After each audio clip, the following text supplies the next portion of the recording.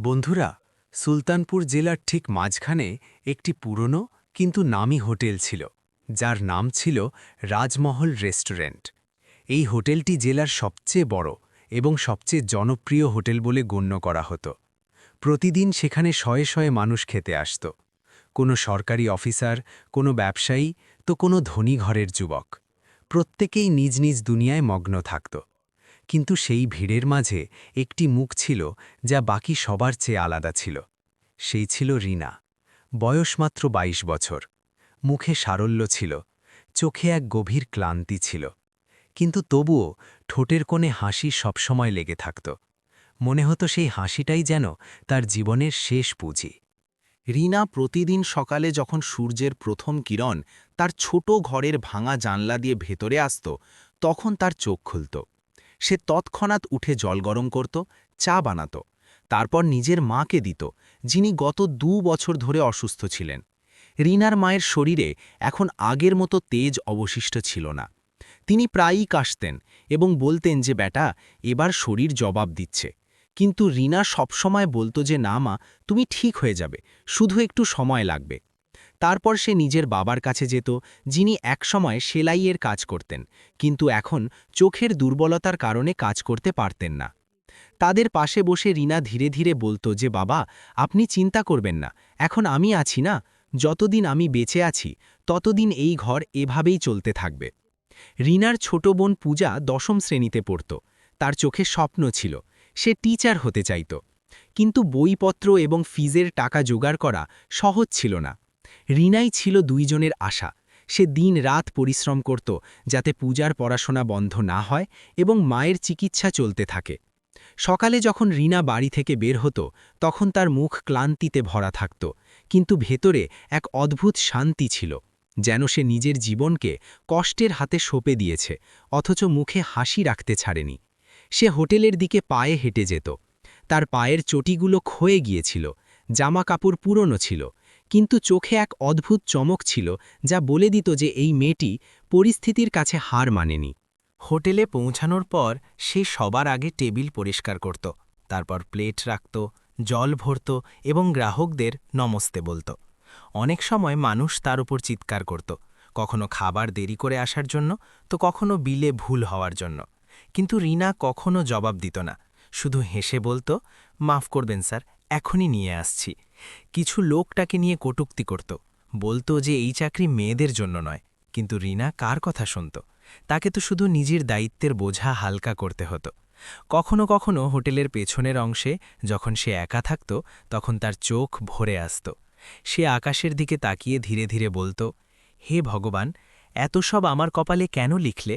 আমার মা বাবা বোন কি কখনো শান্তি পাবে না? কিন্তু পরের মুহূর্তেই নিজেকে সামলে নিত এবং বলতো, না রিনা, দুর্বল হওয়া চলবে না। তোর থমকে যাওয়া মানেই ঘর থমকে যাবে।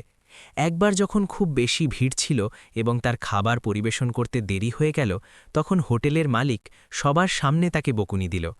আওয়াজ চড়া ছিল এবং কথাগুলো বিঁধে যাওয়ার মতো ছিল।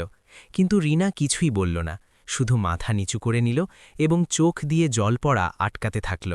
যখন সবাই চলে গেল, তখন সে নিজেকে বলল, চলো, যদি এটাও সহ্য করে নি, তবে হয়তো ভগবান অন্য কোথাও স্বস্তি দেবেন।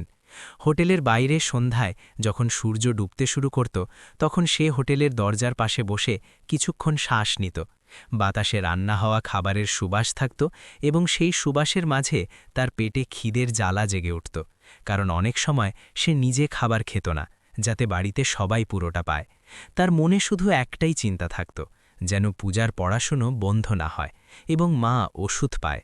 কখনো কখনো যখন কোনো অতিথি হোটেলে নিজের বাচ্চাদের নিয়ে আসত, তখন রিনা তাদের দিকে তাকিয়ে মনে মনে ভাবত যে কাশ আমার ঘরেও এমন শান্তি থাকত, কাশ আমার মাও এভাবে হাসতে পারত। কিন্তু আবার নিজেকে বোঝাত যে দুনিয়ায় কেউ সবকিছু পায় না, আর হয়তো ভগবান তাকে অন্য কোনো উদ্দেশ্যে বানিয়েছেন। রিনার জীবন খুব সহজ এবং সাদাটে ছিল। সে কখনো অভিযোগ করত না, না নিজের পরিস্থিতির সাথে, না মানুষের সাথে। সে শুধু কাজ করত এবং আশা রাখত যে একদিন কিছু ভালো অবশ্যই হবে। কিন্তু সেই ভালো দিনের কোনো লক্ষণ সে দেখতে পেত না। জীবন প্রতিদিন সেভাবেই চলছিল, যেন কোনো পুরনো গান বারবার বাজানো হচ্ছে। হোটেলের পরিবেশ সবসময় শোরগোলে ভরা থাকত, কিন্তু কেউই রিনার ক্লান্তি দেখতে পেত না। সবার জন্য সে শুধু একজন ওয়েট্রেস ছিল, কিন্তু ভেতর থেকে সে ছিল একজন মেয়ে যে প্রতিদিন নিজের মায়ের জন্য ভগবানের কাছে প্রার্থনা করত, একজন বোন যে ছোট পূজার স্বপ্নগুলোকে সত্যি করার চেষ্টায় লেগে থাকত, এবং একজন মানুষ যে প্রতিদিন নিজের চোখের জল গিলিয়ে হাসতে শিখে গিয়েছিল। রাতে যখন হোটেল বন্ধ হতো তখন রিনা চুপচাপ বাসন ধুত, তারপর সাইকেল নিয়ে বাড়ি ফিরত। রাস্তায় কখনো কখনো অন্ধকার এতটাই ঘন থাকত যে তার ভয় লাগত, কিন্তু আবার সে ভগবানের নাম নিত এবং বলত যে তুমি আছো না, শুধু তুমি সামলে নিও আমাকে। বাড়ি পৌঁছে যখন সে নিজের ছোট ঘরে পা রাখত তখন মায়ের কাশির শব্দ শুনতে পেত, বাবা অন্ধকারে শুয়ে থাকতেন এবং বোন পড়াশোনায় ডুবে থাকত। সে ক্লান্ত হয়ে বসে পড়ত, কিন্তু মুখে সেই হাসিটাই আসত যখন পূজা তার কাছে এসে বলত, দিদি আজ আমার টেস্ট খুব ভালো হয়েছে। সেই রাতে যখন সবাই ঘুমিয়ে পড়ল তখন রিনা জানলার পাশে বসেছিল।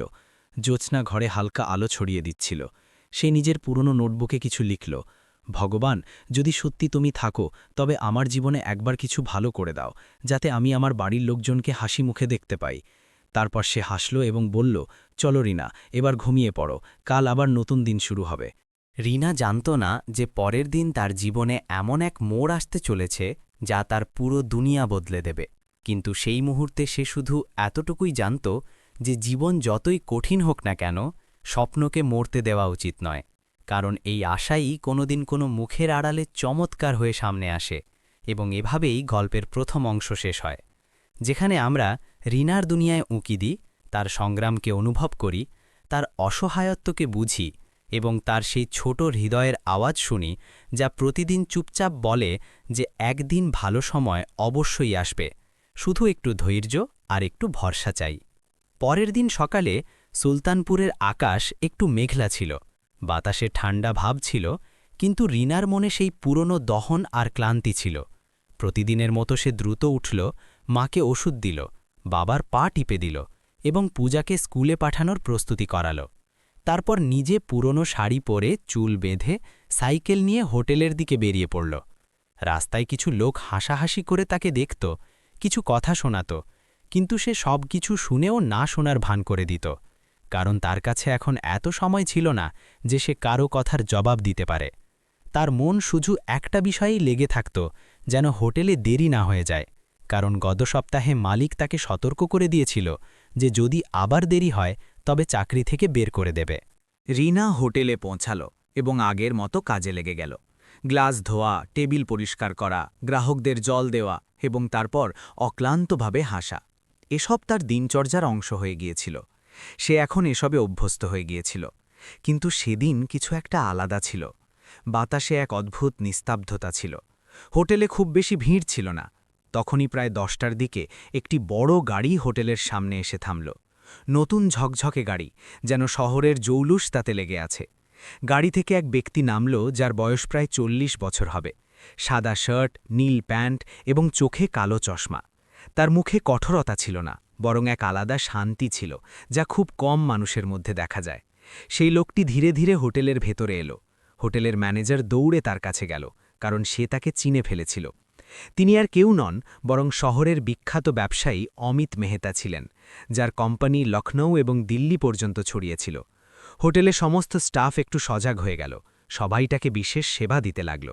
কিন্তু রিনা এসব খুব একটা বুঝতে পারল না। সে শুধু নিজের কাজে ব্যস্ত থাকল। অমিত মেহতা বসার জন্যে কোণের টেবিল চাইলেন এবং মেনু দেখে কিছু অর্ডার করলেন। কিছুক্ষণ পর যখন রিনা তার কাছে জল দিতে গেল তখন তার চোখ রিনার উপর পড়ল। তিনি এক মুহূর্তের জন্য থমকে গেলেন।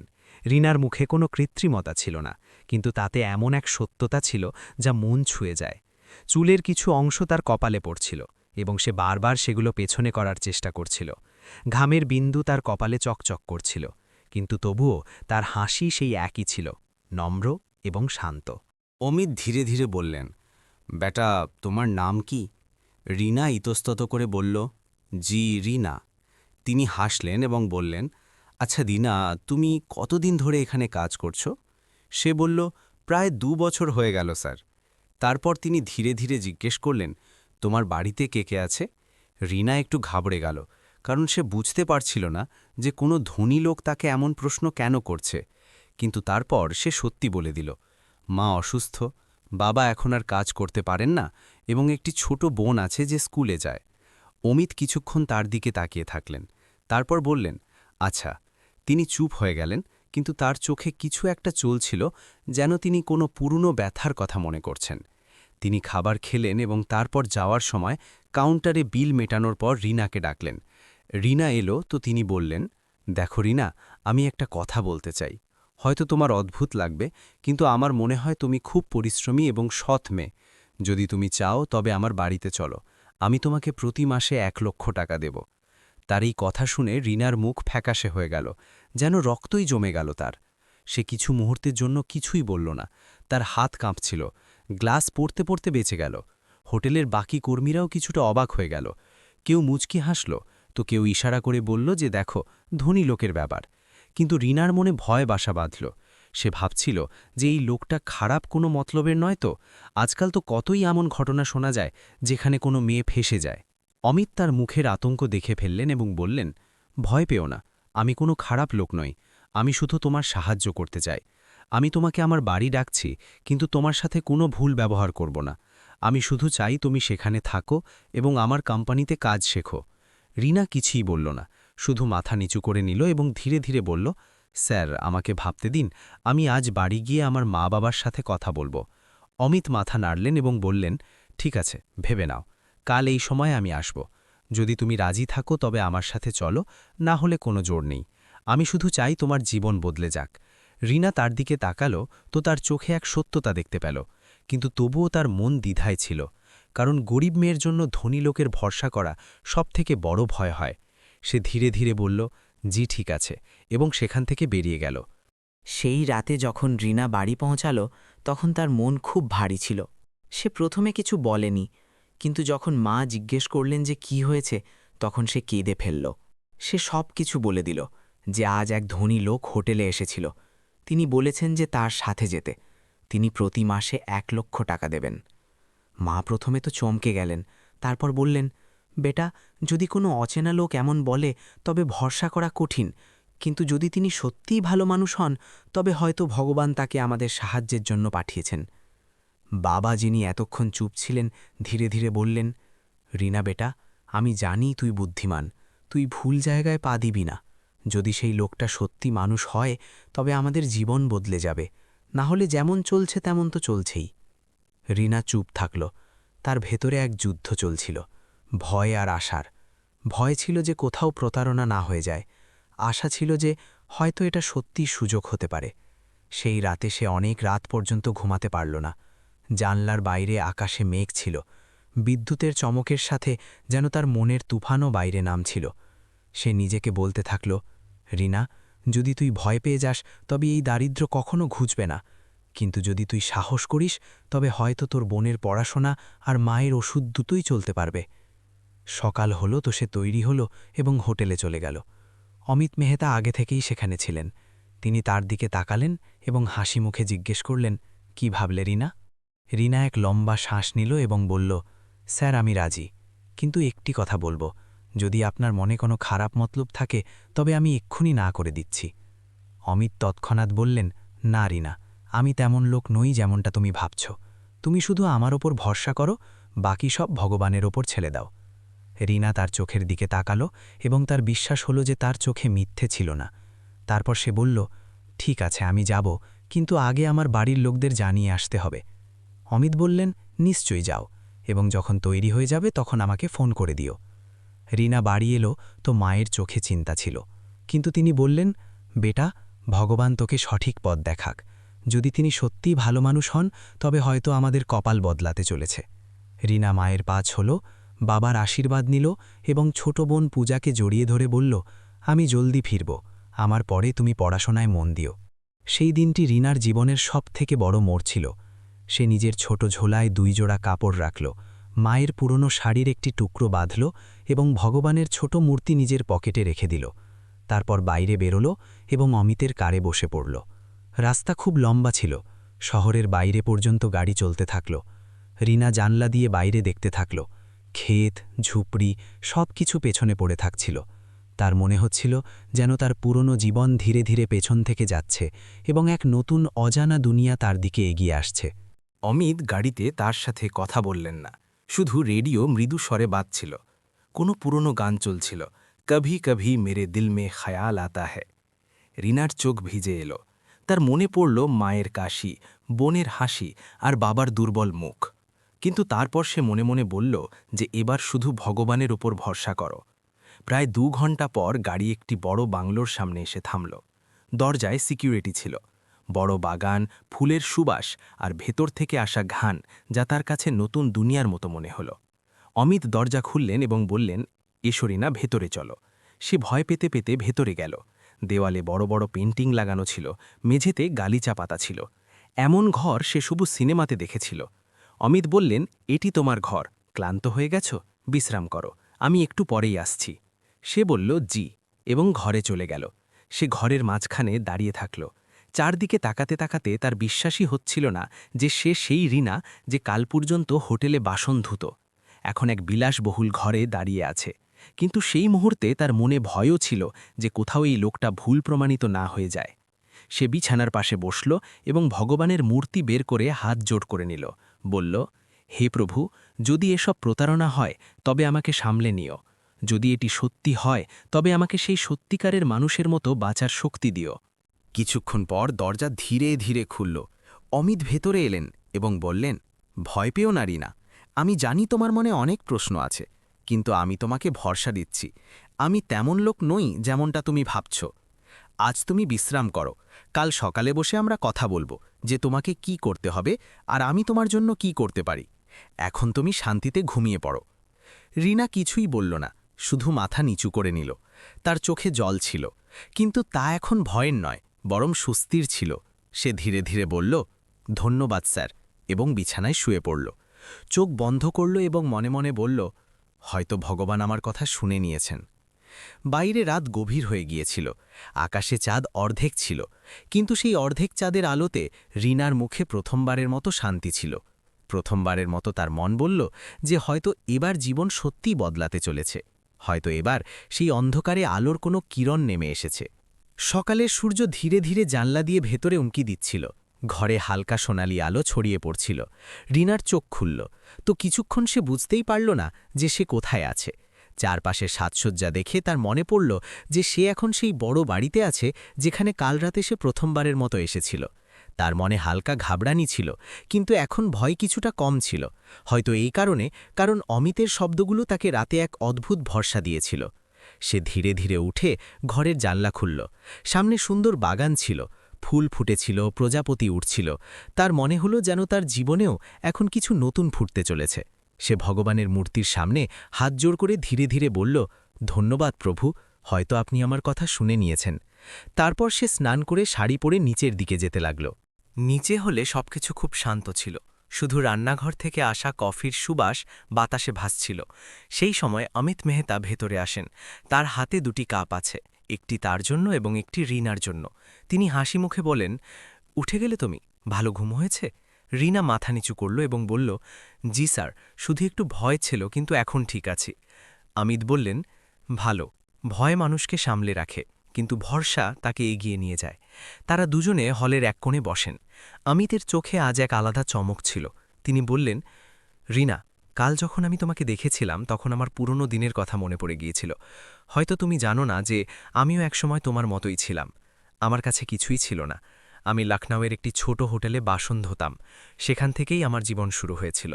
রিনার চোখ বড় বড় হয়ে গেল। তার বিশ্বাসই হলো না যে এই এত বড় লোক কখনো এত গরিবও ছিলেন। আমি তারও বললেন, সেই সময়ে আমি রোজ ভাবতাম যে ভগবান আমাকে কেন বানিয়েছেন। যখন বাড়ির লোক অসুস্থ ছিল আর আমার কাছে চিকিৎসার টাকা ছিল না, তখন আমাকেও এক অচেনা লোক সাহায্য করেছিলেন। তিনি আমাকে নিজের সাথে নিয়ে গিয়েছিলেন, আমাকে চাকরি দিয়েছিলেন এবং বলেছিলেন যে জীবনে যখনই সুযোগ পাবে তখন অন্য কারোর সাহায্য করো। আমি সেই প্রতিশ্রুতিই পালন করছি। আজ যখন আমি তোমাকে হোটেলে কাজ করতে দেখলাম, তো আমার মনে হলো আমি নিজেকেই দেখছি। তাই আমি ঠিক করলাম যে আমি তোমার সাহায্য করব। রিনার চোখে জল এসে গেল। সে ধীরে ধীরে বলল, স্যার, আপনি তো ভগবানের মতো আমাদের জন্য। অমিত হাসি মুখে বললেন, না রিনা, আমি ভগবান নই, আমি শুধু মানুষ, কিন্তু চেষ্টা করছি যেন ইনসানিয়াত বেঁচে থাকে। আমি চাই তুমি আমার কোম্পানিতে কাজ শেখো। সেখানে অফিসের কাজ আছে, কম্পিউটারের ট্রেনিং আছে, তোমাকে সেখানে শেখানো হবে। তারপর তুমি স্যালারিও পাবে, আর আমি আমার প্রতিশ্রুতি পালন করব। তোমাকে প্রতি মাসে 1 লক্ষ টাকা দেব, কারণ আমি হোটেলে যা বলেছিলাম তা আমি ঠাট্টা করে বলিনি। রিনা কিছুক্ষণ চুপ থাকল, তার মুখে কৃতজ্ঞতা এবং বিশ্বাস দুটোই ছিল। সে বলল, স্যার, আমি কিছুই জানি না, না পড়াশোনা বেশি আছে, না কম্পিউটার চালাতে পারি, আমি কিভাবে করব? অমিত বললেন, ভয় পেও না রিনা, যে কোনো মানুষ শিখতে পারে। আমিও জানতাম না, কিন্তু আমি চেষ্টা করেছি, আর আজ যেখানে আছি সেখানে পৌঁছেছি। তাই তুমিও চেষ্টা করবে। যদি তোমার মন পরিষ্কার থাকে, তবে দুনিয়া নিজেই রাস্তা বানিয়ে দেয়। সেই মুহূর্তে রিনার মনে কিছু একটা বদলে যাচ্ছিল। এক অচেনা লোক এখন তাকে নিজের বাবার মতো মনে হতে লাগল, যিনি তাকে বকছিলেন না, বরং তাকে নিজের ওপর ভরসা করতে শেখাচ্ছিলেন। সে নিজের চোখের জল মুছল এবং বলল, স্যার, আমি পরিশ্রম করব, শুধু আপনি আমাকে সুযোগ দিন। অমিত বললেন, শুধু এটাই চাই, একটি সুযোগ এবং সত্যিকারের নিষ্ঠা, বাকি সব ভগবানের হাতে। সেই দিনই অমিত নিজের গাড়ি আনালেন এবং রিনাকে নিজের অফিসে নিয়ে গেলেন। অফিস খুব বড় ছিল, ডজন ডজন লোক কাজ করছিল, কারোর টেবিলে ফাইল ছিল, কারোর সামনে কম্পিউটার খোলা ছিল। রিনা সবকিছু দেখে অবাক হয়ে গিয়েছিল। সে কখনো এত বড় ইমারতের ভেতরে পা রাখেনি। অমিত সবাইকে ডাকলেন এবং বললেন, এ রিনা এখন থেকে আমাদের টিমের অংশ। সবাই তাকে স্বাগত জানায় এবং তাকে রিসেপশনে ট্রেনিং দেওয়া হয়। প্রথম কয়েকদিন রিনা খুব ভয় পেত, তার মনে হতো যে সে সবার সামনে ভুল করে ফেলবে। কিন্তু অমিত সবসময় বলতেন, রিনা, ভয় পেও না, প্রতিটি ভুল একটি শিক্ষা হয় এবং প্রতিটি শিক্ষা মানুষকে আরও ভালো করে তোলে। ধীরে ধীরে সে কম্পিউটার চালানো শিখল, ফাইল সামলানো শিখল এবং মানুষের সাথে হাসি মুখে কথা বলতে শিখল। এখন সে আগের সেই রিনা ছিল না, তার মধ্যে আত্মবিশ্বাস আসতে শুরু করেছিল। সন্ধ্যায় যখন সে বাড়ি ফিরত তো মায়ের সাথে ফোনে কথা বলত। মা বলতেন, বেটা, তোর আওয়াজে এখন স্বস্তি মনে হয়, হয়তো এবার ভগবান আমাদের কথা শুনে নিয়েছেন। রিনার চোখ থেকে জল পড়ে যেত। সে বলত, হ্যাঁ মা, এবার সব ঠিক হয়ে যাবে, শুধু তোমরা নিজেদের খেয়াল রেখো। অমিত কখনো কখনো অফিসে তাকে ডাকতেন এবং জিজ্ঞেস করতেন যে কোনো সমস্যা তো নেই, কেউ কিছু বলে না তো? রিনা বলত, না স্যার, সব ঠিক আছে। তারপর অমিত বলতেন, ভালো, সব সময় নিজের ওপর ভরসা রেখো। রিনা ধীরে ধীরে তার প্রতি শ্রদ্ধা অনুভব করতে লাগল। সে তাকে স্যার নয়, বরং মন থেকে গুরু মানতে লাগল। একদিন অফিসে যখন সবাই চলে গেল, তখন অমিত নিজের কেবিনে বসেছিলেন এবং পুরনো ফটো দেখছিলেন। তাতে তিনি ছিলেন, যখন তিনি হোটেলে কাজ করতেন, ছেঁড়া জামাকাপড় এবং ক্লান্ত মুখের এক ছিলে। রিনা চুপচাপ দরজায় দাঁড়িয়েছিল। সে সেই ছবি দেখল তো তার চোখ ভরে এলো। সে বলল, স্যার, আপনাকে দেখে আমি সাহস পাই যে যদি আপনি করতে পারেন তবে আমিও করতে পারি। অমিত হাসলেন এবং বললেন, এটাই তো আমি চাই রিনা, যে তুমি নিজের ওপর বিশ্বাস করো, কারণ অন্য কারোর সাহারা সবসময় থাকে না। মানুষকে নিজের উড়ান নিজেকেই ভরতে হয়। তারপর দিন কেটে গেল। রিনা এখন কোম্পানির এক জরুরি অংশ হয়ে গিয়েছিল। প্রত্যেকে তার প্রশংসা করত। অমিত খুশি ছিলেন যে তিনি সঠিক মানুষকে চিনতে পেরেছেন। একদিন তিনি রিনাকে নিজের ঘরে ডাকলেন এবং বললেন, রিনা, আজ তোমার প্রথম মাস পূর্ণ হয়েছে এবং যেমনটা আমি বলেছিলাম, এই নাও তোমার প্রথম মাসের 1,00,000 টাকা। রিনা টাকা নিল তো তার চোখ ভরে এলো।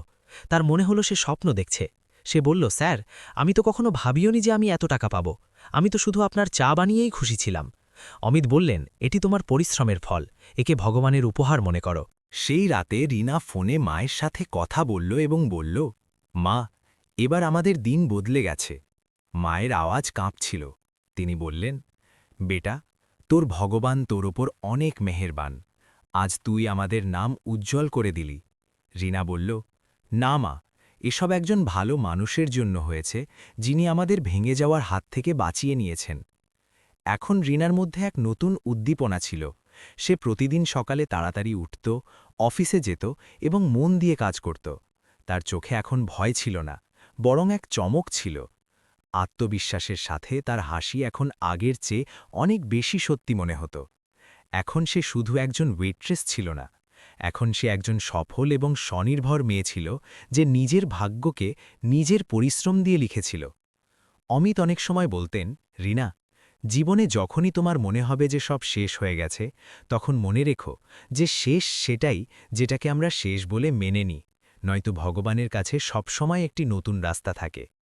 রিনার মনে এখন শুধু একটাই কথা থাকত, যে যদি অমিতের মতো মানুষ এই পৃথিবীতে থাকে, তবে মানবতা আজও বেঁচে আছে। সে নিজের ঘরে বসে প্রায়ই ভাবত যে গতকাল পর্যন্ত যে মেয়েটি হোটেলে এঁটো বাসন ধুত, আজ সেই অফিসে কাজ করছে।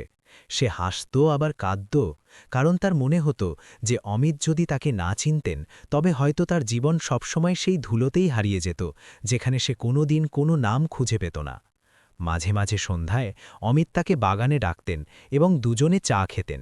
অমিত বলতেন, রিনা, একদিন যখন তুমি নিজের পায়ে পুরোপুরি দাঁড়িয়ে যাবে তখন অন্য কারুর সাহায্য করো যেমন কেউ তোমার করেছিল, কারণ এটাই জীবনের আসল উদ্দেশ্য।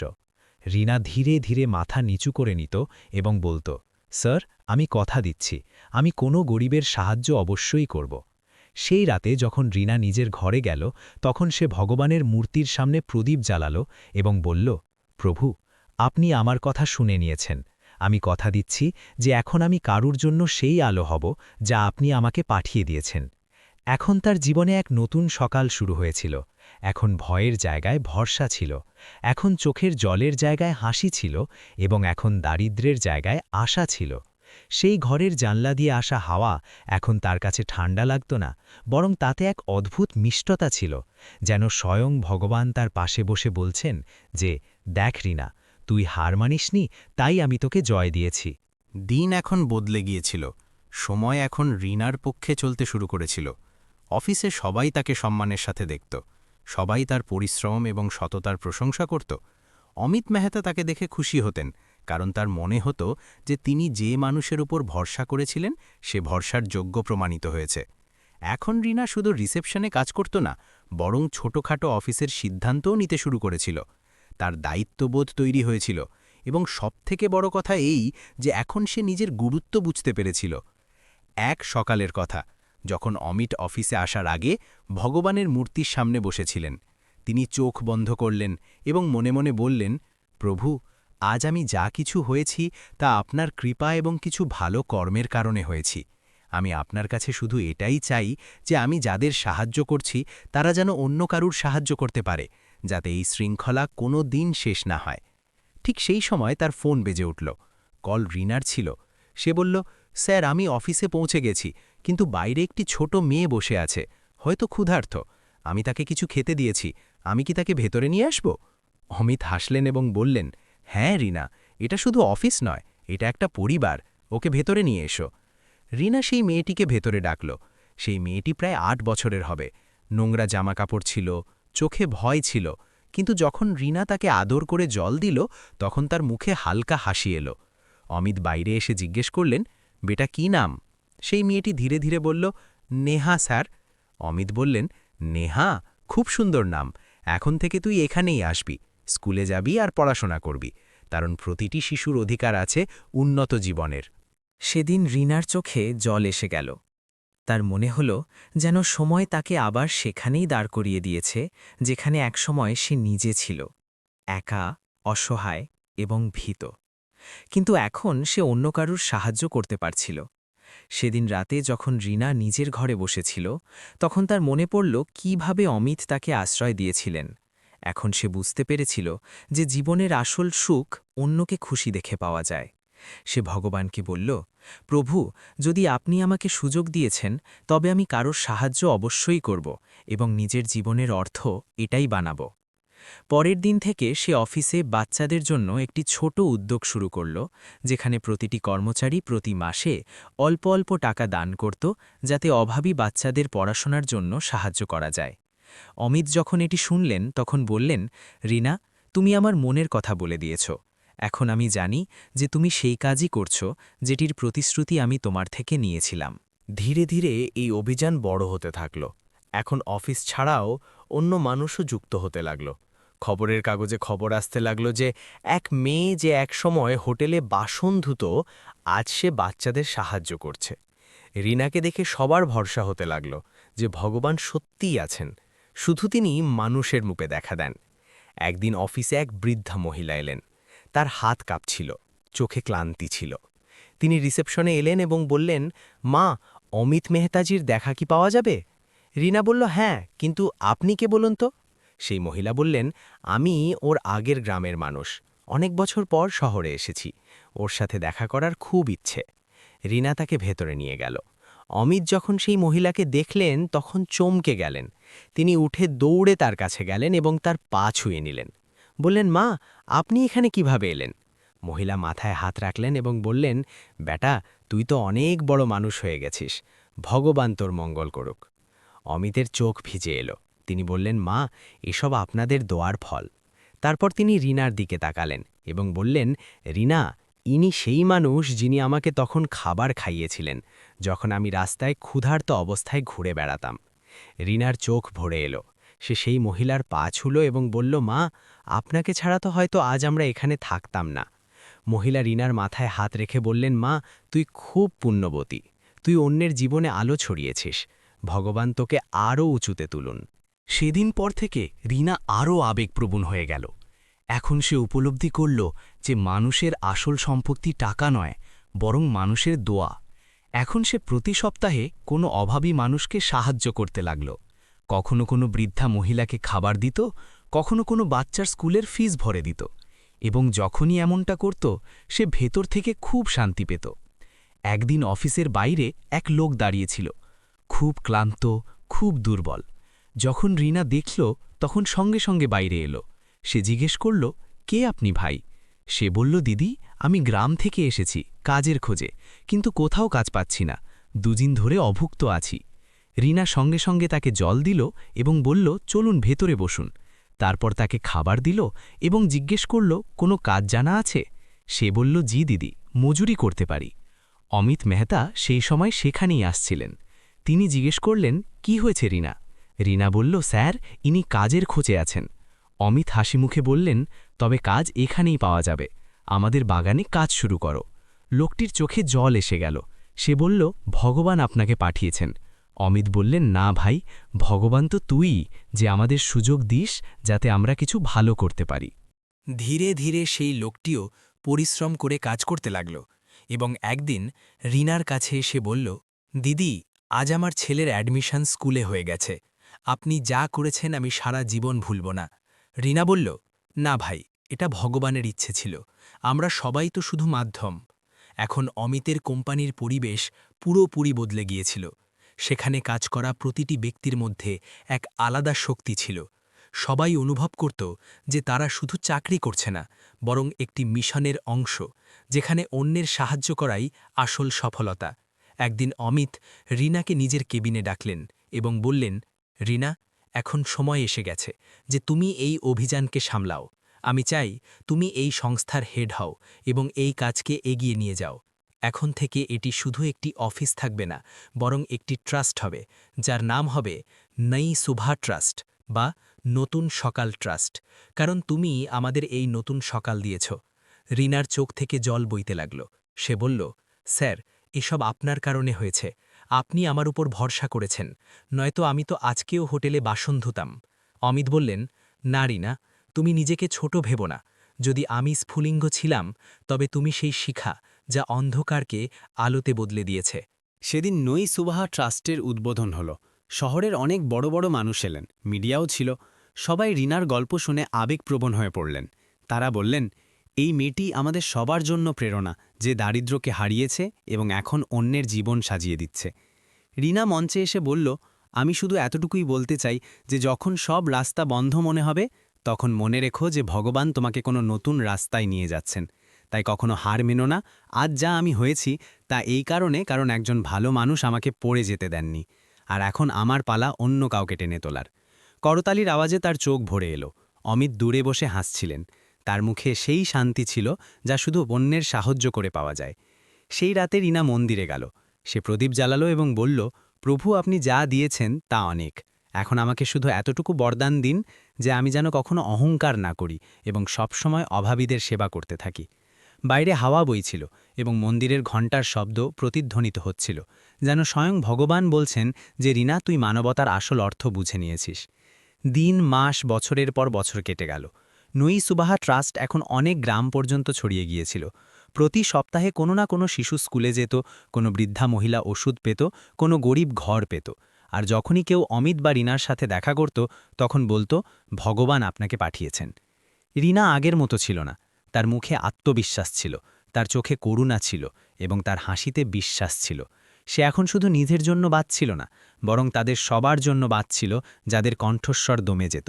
সে এখন সেই অন্ধকারের প্রদীপ ছিল যে কখনো নিজে অন্ধকারে ছিল। এক সন্ধ্যায় অমিত বললেন, রিনা, আজ যখন আমি তোমাকে দেখি তখন আমার সেই দিনটার কথা মনে পড়ে, যখন আমি তোমাকে প্রথমবার হোটেলে দেখেছিলাম। যদি সেদিন আমি সেখানে না যেতাম, তবে হয়তো তুমি আজ এই রিনা হতে না। রিনা ধীরে ধীরে বলল, স্যার, যদি সেদিন আপনি আমাকে না চিনতেন, তবে হয়তো আমি নিজেও কখনো নিজেকে চিনতে পারতাম না। সেদিন পর দুজনে মন্দিরে গেলেন। তারা দুজনে মিলে ভগবানের সামনে প্রণাম করলেন। অমিত বললেন, প্রভু, আমাদের শক্তি দিন, যাতে আমরা আরও মানুষের কাছে এই আলো পৌঁছে দিতে পারি। মন্দিরের আরতির ধ্বনি পুরো পরিবেশে প্রতিধ্বনিত হচ্ছিল, এবং রিনার মনে এক অদ্ভুত শান্তি ছিল। তার মনে হল যে তার জীবনের প্রতিটি সংগ্রাম এখন একটি আশীর্বাদ হয়ে গেছে। এখন রিনার নাম মানুষের মুখে মুখে ছিল, কিন্তু তার ভেতরে সেই বিনয় ছিল, সেই সারল্য ছিল যা প্রথম দিনে ছিল। সে যখনই কোনো গরিব মানুষকে দেখত, তখন নিজেকে তার মধ্যে দেখত, এবং মনে মনে বলত যে ভগবান প্রত্যেকের জন্য একটি ভালো মন লেখেন, শুধু আমাদের অপেক্ষা করতে হয়, এবং হার মানা উচিত নয়। রাতে যখন সে বাড়ি ফিরল, তখন বিছানায় বসল এবং জানলা দিয়ে আকাশ দেখল।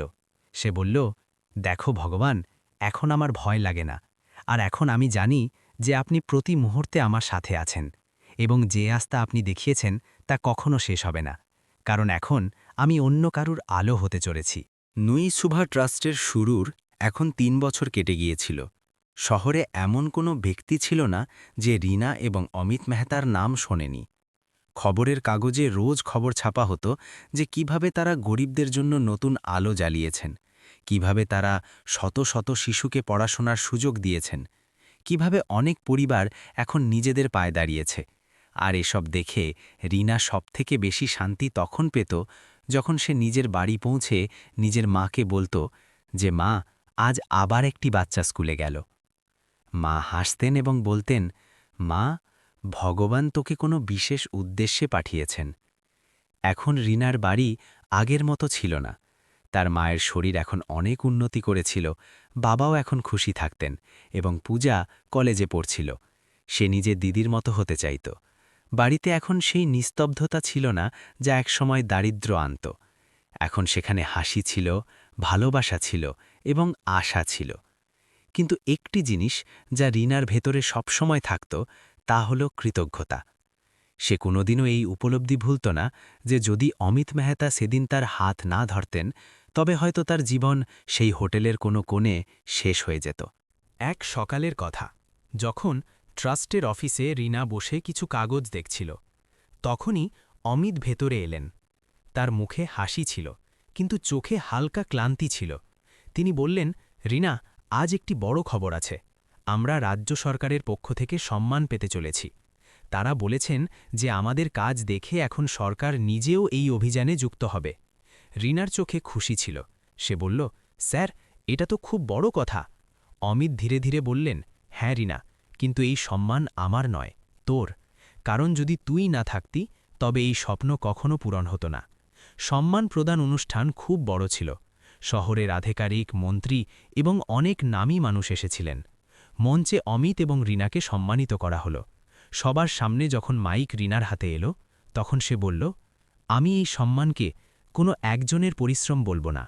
এটি তাদের সবার আশীর্বাদ যারা কখনো ক্ষুধার্ত ছিল, কিন্তু আজ হাসছে। আমি শুধু এতটুকু জানি যে যখন মানুষের কাছে টাকা থাকে তখন সে নিজের পকেট ভরে, কিন্তু যখন মানুষের কাছে মন থাকে তখন সে দুনিয়া ভরে দেয়, এবং এটাই আমরা করেছি। সমস্ত জনতা করতালিতে ফেটে পড়ল। অমিতের চোখে গর্ব ছিল। তিনি জানতেন যে এখন রিনার কোনো আশ্রয়ের প্রয়োজন নেই, সে এখন নিজেই আশ্রয় হয়ে গেছে।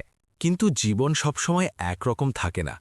ভগবান প্রতিটি গল্পে একটি মোড় অবশ্যই আনেন, যাতে মানুষ তার সীমা এবং শক্তি দুটোরই উপলব্ধি করতে পারে। এমন একটি মোড় এখন আসতে চলেছিল। কিছু মাস পর অমিতের শরীর খারাপ হতে লাগল। তিনি ডাক্তারের কাছে চেক আপ করালেন তো জানতে পারলেন যে তার হৃদযন্ত্রের সমস্যা আছে। ডাক্তার বললেন বেশি কাজ করবেন না, বিশ্রাম করুন। কিন্তু অমিতের পক্ষে কাজ থেকে আলাদা থাকা কঠিন ছিল। তিনি বলতেন যে এই ট্রাস্টই আমার শ্বাস, যদি এটি থেকে দূরে হয়ে যাই তবে হয়তো শ্বাস নিজেই বন্ধ হয়ে যাবে। রিনা বলল, স্যার, এখন আপনি বিশ্রাম করুন, আমি সব সামলে নেব। অমিত হাসি মুখে বললেন, আমার তোমার উপর পুরো ভরসা আছে রিনা, কিন্তু যতদিন আমি আছি আমি চাই এই কাজ চলতে থাকুক। যদি কখনো আমি না থাকি তবে তুমি এই কথা দাও যে কখনো এই ট্রাস্টের প্রদীপ নিভতে দেবে না। রিনা হাত জোর করে বলল, স্যার, আমি কথা দিচ্ছি, এই প্রদীপ সদা জ্বলতে থাকবে। দিন কাটতে লাগল, কিন্তু অমিতের শরীর এখন আরও ভেঙে পড়তে লাগল। তিনি অফিসে কম আসতে লাগলেন। এখন বেশিরভাগ সময় বাড়িতেই থাকতেন। রিনা রোজ সন্ধ্যায় তার সাথে দেখা করতে যেত, তার জন্য ওষুধ নিয়ে যেত, তার পাশে বসত এবং বলতো, স্যার, এখন আপনি চিন্তা করবেন না, সব ভালো চলছে। আর অমিত শুধু হাসতেন এবং বলতেন, আমার তোমার উপর গর্ব আছে রিনা। এক সন্ধ্যায় যখন বৃষ্টি হচ্ছিল এবং বিদ্যুৎ চমকাচ্ছিল, রিনা ট্রাস্ট থেকে বেরোনোর সময় ভাবল, আজ গিয়ে অমিতের সাথে দেখা করে আসি। যখন সে তার বাড়ি পৌঁছল, তখন দেখল অমিত ব্যালকনিতে বসে আকাশের দিকে তাকিয়ে আছেন। তার হাতে সেই পুরনো নোটবুক ছিল, যা একসময় তিনি নিজের সংগ্রামের দিনগুলোতে রেখেছিলেন। তিনি রিনাকে দেখে বললেন, জানো রিনা, যখন আমি রাস্তায় ঘুরে বেড়াতাম, তখন আমি ভগবানের কাছে একটাই জিনিস চেয়েছিলাম, যে কোনো একজন মানুষ যেন পায় যে আমার জীবনে আলো আনবে, আর তুমিই সেই আলো হয়ে বেরোলে। রিনার চোখ ভরে এলো। সে বলল, স্যার, যদি আপনি না হতেন তবে আমি আজ এখানে থাকতাম না। অমিত বললেন, রিনা, আমাদের দুজনের গল্প একই সুতো দিয়ে বাঁধা। তুমি আমার অন্ধকারে এলে, আর আমি তোমার অন্ধকারে। এখন দুজনের জীবনেই আলো আছে। কয়েক সপ্তাহ পর এক সকালে অফিসে ফোন এলো। অমিত মেহতার শরীর হঠাৎ খারাপ হয়ে গিয়েছিল, হাসপাতালে ভর্তি করা হয়েছে। রিনা দৌড়ে সেখানে পৌঁছল। ডাক্তার বললেন, আমরা আপ্রাণ চেষ্টা করছি, কিন্তু অবস্থা আশঙ্কাজনক। রিনার বুক কেঁপে উঠল। সে হাসপাতালের দেওয়ালে হেলান দিয়ে কাঁদতে শুরু করল। ভগবানকে বলল, না প্রভু, এই অন্যায় করবেন না। এই মানুষটি শুধু মানুষ নয়, এটি মানবতা। যদি ইনি চলে যান তবে অনেক কিছু ভেঙে যাবে। কয়েক ঘণ্টা পর ডাক্তার বাইরে এলেন এবং বললেন, এখন তিনি শান্তিতে আছেন। রিনার পায়ের তলা থেকে মাটি সরে গেল। তার চোখ থেকে জল এমনভাবে বইছিল যেন কোনো বহু বছরের জমা থাকা বাঁধ ভেঙে পড়েছে। সে গিয়ে অমিতের পা ছুঁল এবং বলল, স্যার, আপনি বলেছিলেন না প্রদীপ নিভতে দেব না? আমি কথা দিচ্ছি, এই প্রদীপ জ্বলতে থাকবে। এরপর রিনা অনেক দিন পর্যন্ত কিছু বলেনি, শুধু কাজ করে যেত। কিন্তু প্রতিটি কাজে অমিতের স্মৃতি ছিল। প্রতিটি হাসির পেছনে একটি চোখের জল ছিল। প্রতিটি সফলতার পেছনে একটি শূন্যতা ছিল। সে ঠিক করে নিল যে এখন এই ট্রাস্টকে অমিতের নামে উৎসর্গ করবে। কিছু মাস পর ট্রাস্টের নাম বদলে দেওয়া হলো। এখন সেটির নাম ছিল অমিত মানবতা ট্রাস্ট, যেখানে দেওয়ালে লেখা ছিল, যে আলো অন্যের জন্য জ্বালায় সেই হলো আসল ধনী। সে সেটির প্রথম বার্ষিকীতে একটি সভা রাখল, যাতে শত শত মানুষ এলো। সে মঞ্চে দাঁড়িয়ে বলল, অমিত মেহতা এখন আমাদের মধ্যে নেই, কিন্তু তার আদর্শ আমাদের ভেতরে আছে। তিনি শিখিয়ে গেছেন যে ধনবান হওয়া টাকা দিয়ে নয়, মানবতা দিয়ে হয়। তিনি শিখিয়ে গেছেন যে কারোর হাত ধরা সবথেকে বড় ধর্ম। এবং আমি কথা দিচ্ছি যে যতক্ষণ শ্বাস আছে এই ট্রাস্ট চলতে থাকবে। মানুষের চোখ ভিজেছিল। বাতাসে এক অদ্ভুত আবেগঘন শান্তি ছিল। এমন মনে হচ্ছিল যেন স্বয়ং অমিত সেখানে উপস্থিত আছেন এবং হাসছেন। তারপর ট্রাস্ট গ্রামে গ্রামে গিয়ে গরিবদের জন্য স্কুল খুলল, হাসপাতাল খুলল। প্রতিটি শিশু যার পড়াশোনার স্বপ্ন ছিল এখন অমিতের নাম নিয়ে পড়াশোনা করত। প্রতিটি মা যিনি ছেলের ওষুধ কিনতে পারতেন না, এখন সেই ট্রাস্টের কারণে হাসছেন। রিনা যখনই কোনো গ্রামে যেত তখন মানুষ তার পাঁচ হতো এবং বলতো, মা, তুই তো ভগবানের রূপ।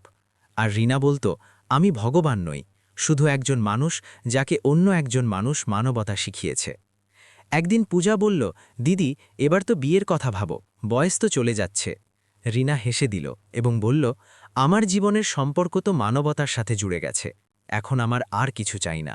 সে এখন রোজ মন্দিরে যেত, অমিতের নামে প্রদীপ জ্বালাত এবং বলতো, দেখুন স্যার, আজও আপনার স্বপ্ন বেঁচে আছে। আর তখন হাওয়া হালকা করে বইত এবং প্রদীপের শিখা নড়ত, যেন জবাব পাওয়া যেত যে হ্যাঁ, আমি এখানেই আছি। অনেক বছর পর যখন খবরের কাগজে হেডলাইন এলো যে অমিত মানবতা ট্রাস্ট 10,000 শিশুকে শিক্ষা দিয়েছে এবং 5,000 পরিবারকে ঘর দিয়েছে, তখন পুরো শহর গর্বে ভরে গেল। কিন্তু রিনা শুধু আকাশের দিকে তাকালো এবং বলল, স্যার, দেখুন, আপনার স্বপ্ন পূরণ হয়ে গেছে। রাতে যখন সে নিজের পুরনো বাড়ির কাছে গেল, যেখানে একসময় ভাঙা জানলা দিয়ে সূর্যের আলো আসত, সেখানে বসে সে মনে করল সেই প্রথম দিনটা যখন সে হোটেলে যেত। তখন মা অসুস্থ ছিলেন, বাবা নিরুপায় ছিলেন, আর আজ সব বদলে গেছে। সে আকাশের দিকে তাকালো এবং বলল, ভগবান, আপনি দেখালেন যে সময় যতই কঠোর হোক না কেন, কিন্তু যদি মানুষ সত্যনিষ্ঠ হয় তবে শেষ পর্যন্ত জয় তারই হয়। ধীরে ধীরে তার জীবন শান্তিতে ভরে গেল। এখন সে প্রতিদিন নতুন শিশুদের সাথে দেখা করত, প্রতিটি গরিবকে জড়িয়ে ধরত এবং যখনই কারোর চোখে জল দেখত তখন বলতো, কাঁদিস না বেটা, ভগবান দেরি করেন কিন্তু বিচার করতে ভুল করেন না। এক সন্ধ্যায় যখন সূর্য ডুবছিল এবং আকাশে হালকা লাল রং ছড়িয়েছিল, রিনা মন্দিরের আঙিনায় বসেছিল। পাশে প্রদীপ জ্বলছিল। সে ধীরে ধীরে বলল, স্যার, এখন আমার ভয় লাগে না। আপনি বলেছিলেন না প্রদীপ নিভতে না দিতে? দেখুন, এটি আজও জ্বলছে এবং হয়তো ততক্ষণ জ্বলতে থাকবে যতক্ষণ মানবতা বেঁচে আছে। সেই মুহূর্তে মন্দিরের ঘণ্টা বাজল এবং হালকা হাওয়া বইল। প্রদীপের শিখা কেঁপে উঠল, কিন্তু নিভল না। সেটি আরও উজ্জ্বল হয়ে জ্বলে উঠল, যেন স্বয়ং ভগবান বলছেন যে হ্যাঁ রিনা, তুই মানবতাকে অমর করে দিয়েছিস। আর এভাবেই এই গল্পের সমাপ্তি ঘটে, যেখানে একটি হোটেলের ওয়েট্রেস থেকে শুরু হওয়া যাত্রা এখন মানবতার উদাহরণ হয়ে গেল, যেখানে একজন কোটিপতি টাকা নয় বরং ভরসা দিয়েছিলেন এবং এক মেয়ে সেই ভরসাকে অমর করে দিল। এখন যখনই কোনো গরিব শিশু স্কুলে ভর্তি হয়, যখন কোনো বৃদ্ধ মা ওষুধ পেয়ে হাসেন, যখন কোনো অভাবী লোক নিজের পায়ে দাঁড়ান, তখন সবাই একটাই নাম নেয়, রিনা এবং অমিত মেহতা।